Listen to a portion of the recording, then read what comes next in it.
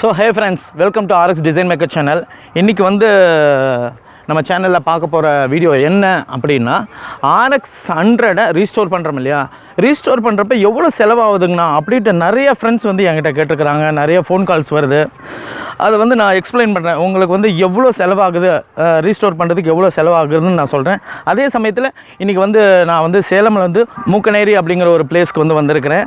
Within a சீனரியோட உங்களுக்கு வந்து நான் வந்து எவ்வளோ ரீஸ்டோரேஷன் செலவானது அப்படிங்கிறத வந்து நான் உங்களுக்கு எக்ஸ்பிளைன் பண்ணுறேன். வாங்க வீடியோக்குள்ளார போகலாம். ஓகேவா?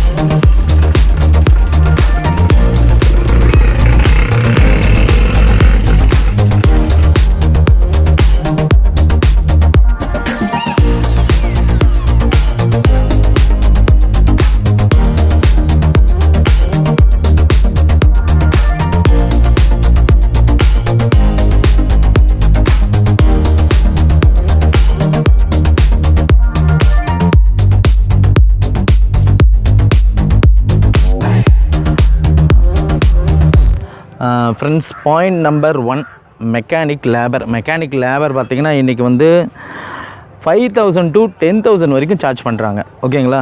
5000லேருந்து 10,000 வரைக்கும் சார்ஜ் பண்ணுறாங்க.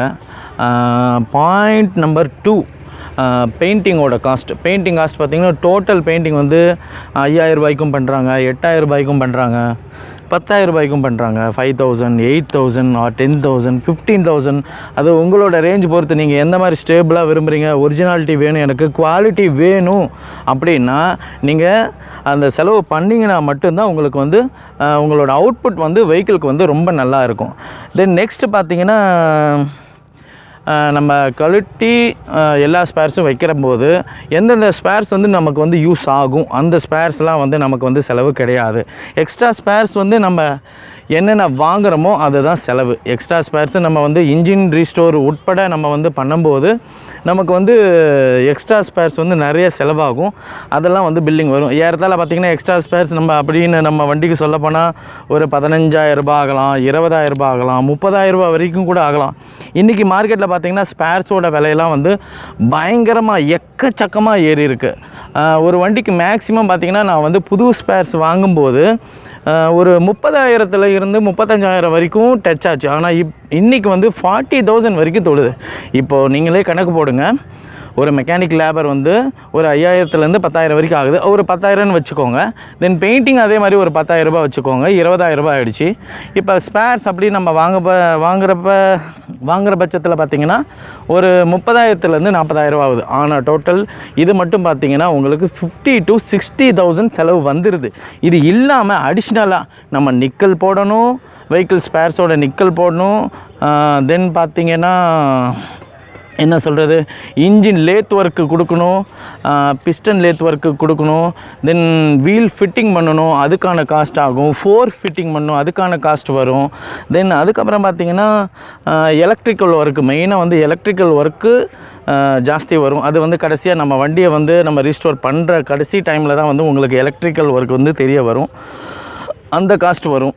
இந்த electrical work, wheel fitting, fork fitting, then என்ன சொன்ன நிக்கல் ஒர்க்கு, இதெல்லாம் பார்த்திங்கன்னா ஏறத்தால் அது ஒரு 10,000 வரைக்கும் உங்களுக்கு டச் ஆகிடும். ஏறத்தால் ஒரு வண்டியை வந்து நம்ம ரீஸ்டோர் பண்ணுறப்ப ஒரு 60,000லேருந்து 70,000 ரூபாய் கண்டிப்பாக கண்டிப்பாக வரும். ஓகேங்களா? ஏகப்பட்ட பேருக்கு தெரியல. ஆனால் 20,000 நம்ம வந்து வண்டியை ரீஸ்டோர் பண்ணிடலாமா, ஆனால் 30,000 வண்டியை ரீஸ்டோர் பண்ணிடலாமா ப்ரோ, ஏன் இவ்வளோ செலவாகுமா அப்படின்னு கேட்குறாங்க. நம்ம வந்து அந்த வண்டியை வந்து நம்ம டிஸ்மேண்டில் பண்ணுறப்ப தான் நமக்கு வந்து அதை என்னென்ன நம்ம செய்ய வரணும், என்னென்ன செலவு பண்ண போகிறோம் அப்படிங்கிறது நமக்கு அப்போ தான் தெரியும். ஓகேங்களா. அதனால் வந்துட்டு முதல்ல வந்து ஒரு டெசிஷன் எடுத்துக்கோங்க. நம்ம பட்ஜெட் எவ்வளோ, நம்ம எவ்வளோ செலவு பண்ணுறோம் அப்படிங்கிறத ஒரு டெசிஷன் எடுத்துக்கோங்க. தென் அதுக்கப்புறம் வந்துட்டு நீங்கள் வந்து சார்ஜ் போட்டுங்க. ஒரு ஷீட்டில் வந்து எழுதி வச்சு இதுக்கெல்லாம் எவ்வளோ செலவாகும் அப்படிங்கிறது வந்து நான் 2 பேர்கிட்ட உங்கள் மெக்கானிக்கிட்ட கேட்டு பாருங்கள். தென் உங்கள் பெயிண்டர்கிட்ட கேட்டு பாருங்கள். அதுக்கப்புறம் வந்து தென் என்ன சொல்கிறது, நீங்கள் எவ்வளோ ஸ்பேர்ஸ் புதுசு போடுறீங்க அப்படிங்கிறத வந்து நீங்கள் ஐடென்டிஃபை பண்ணிக்கோங்க, தெரிஞ்சுக்கோங்க. எல்லாம் தெரிஞ்சுட்டு உங்கள் வண்டியை ரீஸ்டோர் பண்ணுங்கள். இதுதான் வந்து ஒரு RX100க்கு தேவையான செலவுகள் அப்படிங்கிறது உண்மை. ஓகேங்களா. ஆனால் இன்றைக்கி வந்து கண்டிப்பாக வந்து ஒரு 50,000லேருந்து 70,000 75,000 நிறைய பேர் பார்த்திங்கன்னா அலாய் வீல்ஸ்லாம் போடணுன்னு விருப்பப்படுவாங்க.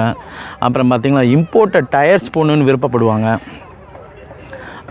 எக்ஸ்ட்ரா ஹார்ன்னு, அப்புறமேல பார்த்திங்கன்னா டிஸ்க்கு வைப்பாங்க. நிறைய பேர் பார்த்திங்கன்னா வீல் டிஸ்க்கு செட் பண்ணுவாங்க. இதெல்லாம் பார்த்திங்கன்னா எக்ஸஸ் ஆகும்போது ஒவ்வொரு ஸ்பேரும் வந்து உங்களுக்கு வந்து காஸ்ட் ஆஃப் வைஸ் பார்த்திங்கன்னா உங்களுக்கு ஜாஸ்தி ஆகிட்டே போகும். நீங்கள் ஒரு 1,500 டயர் போடுறோம் அப்படிங்கிறப்ப உங்களுக்கு பிரச்சனை இல்லை. அதே நீங்கள் 2,500 டயர் போடுறப்போ ஒரு 1,000 ரூபாய் உங்களுக்கு டிஃப்ரென்ஸ் வரும். 2 டயருக்கும் பார்த்திங்கன்னா உங்களுக்கு 1000 2,000 டிஃப்ரென்ஸ் வரும். அதே மாதிரி பார்த்திங்கன்னா டிஸ்க் பிரேக்கெலாம் நீங்கள் வைக்கணுன்னா இன்றைக்கி 6,000 7,000 8,000 10,000 வரைக்கும் போயிடுச்சு. உங்களுக்கு ஒரு டிஸ்க்கு வைக்கணும் அப்படின்னா இன்றைக்கி 10,000 ரூபா வரைக்கும் செலவாகுது. சாதாரணமாக இன்றைக்கி வந்து 70,000 ரூபா 80,000 ரூபா சாதாரணமாக செலவாகுது RX100க்கு. ஓகேங்களா. நம்ம வந்து சும்மா எடுத்தோமா கவுத்தமா 20,000 25,000 வந்து நம்ம வண்டியை ரெடி பண்ணிடலாம் அப்படின்னு நினைக்காதீங்க. சாதாரணமாக இன்றைக்கி வந்து 50,000லேருந்து 70,000 80,000 வரைக்கும் கண்டிப்பாக தொடும். ஓகேங்களா. தென் நெக்ஸ்ட்டு என்ன சொல்லுது, நம்ம சேனலை மறக்காமல் லைக் பண்ணுங்கள், ஷேர் பண்ணுங்கள், சப்ஸ்கிரைப் பண்ணுங்கள், கூட இருக்கிற பெல் ஐக்கானை ப்ரெஸ் பண்ணுங்கள். அப்போ தான் நான் போடுற வீடியோஸ் எல்லாமே உங்களுக்கு அப்டேட் வந்துக்கிட்டே இருக்கும். இனிமேல் நம்மளோட வீடியோஸ் வந்து கண்டினியூஸாக வரும். நெக்ஸ்ட்டு அதாவது பார்த்திங்கன்னா என்ன மாதிரி வீடியோஸ் கொடுக்கலாம், எப்படிலாம் ஒரு கமெண்ட்ஸில் உங்கள் கமெண்ட் பண்ணுங்கள். நீங்கள் எந்த மாதிரி வீடியோஸ் கொடுக்கலாம் ப்ரோ அப்படிங்கிறத நீங்கள் கமெண்ட் பண்ணிங்கன்னா தான் அடுத்தடுத்த வீடியோ வந்து நான் எப்படி போடலாம் அப்படிங்கிறது வந்து எனக்கு கொஞ்சம் ஒரு ஐடியாஸ் கிடைக்கும். நானும் அடுத்தடுத்த வீடியோ வந்து உங்களுக்கு ஈஸியாக மேக் பண்ணி போடுவேன். ஓகேங்களா. Okay friends, by.